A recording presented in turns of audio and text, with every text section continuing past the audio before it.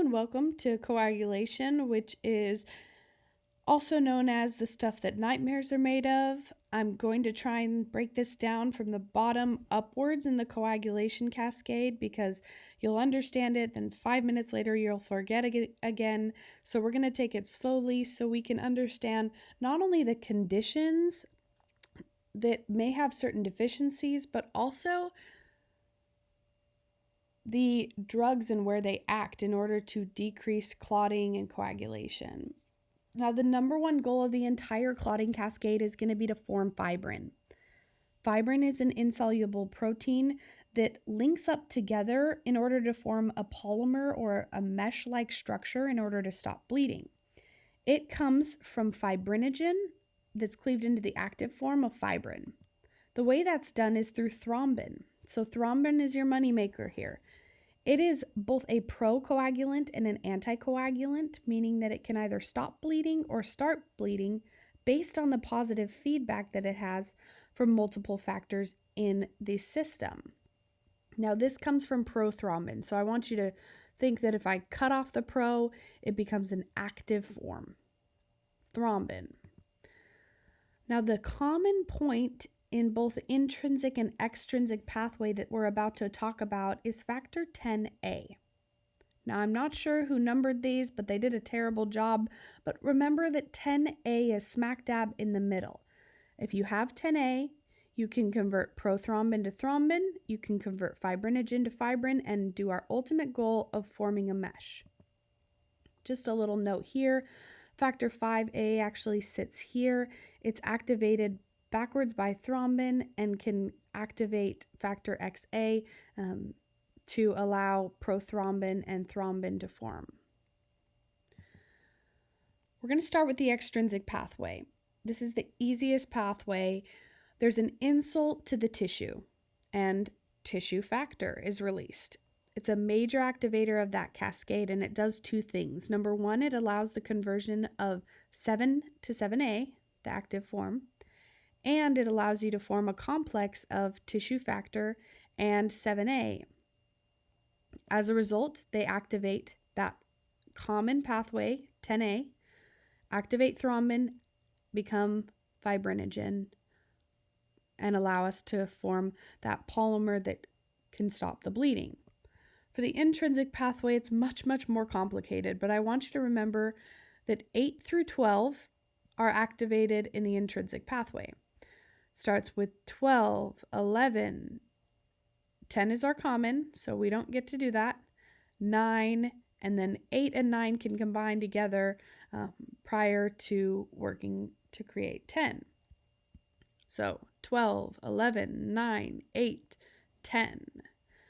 Von Willebrand's factor is involved here in activating 8A, which becomes important in one of our major diseases. But once again, our only goal is to activate thrombin, to activate fibrin, to form that mesh. Now, if you're still with me, here's the extrinsic, here's the intrinsic, put it all together. 10 is the middle, okay? 7 and tissue factor for the extrinsic, and then 12, 11, 9, 8 and 9, 10. Here are the laboratory values and specific diseases that are going to be involved in these pathways. So the PTT or prothrombin time is going to be on this intrinsic pathway. The extrinsic pathway is monitored by PT and INR.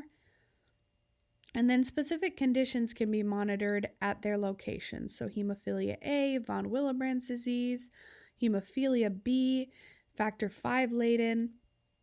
And down here we can monitor something more specific called the thrombin time to determine how much thrombin is present to form fibrin, or how much fibrinogen is formed through in a condition called DIC, which will tell us that if there's high fibrinogen, there's not as high fibrin, and if there's low fibrinogen, there's probably a lot more fibrin forming, a lot more clotting going on.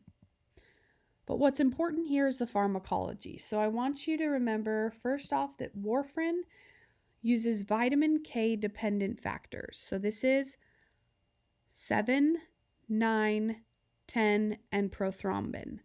Repeat it over and over again in your head. 7, 9, 10 prothrombin. 7, 9, 10 prothrombin. It impacts both the intrinsic and extrinsic pathways, but we actually monitor the extrinsic pathway more commonly with the PT and INR. For the factor 10 inhibitors, these are the apixaban, rivaroxaban, they're going to decrease thrombin. The reason is because they inhibit here, and no thrombin can form from prothrombin. No fibrin can form from fibrinogen because there's no thrombin. So everything downstream is affected. For direct thrombin inhibitors, only fibrin is inhibited. This is, for example, desirudin. You'll decrease the fibrin and you won't get to that ultimate goal of forming a polymer.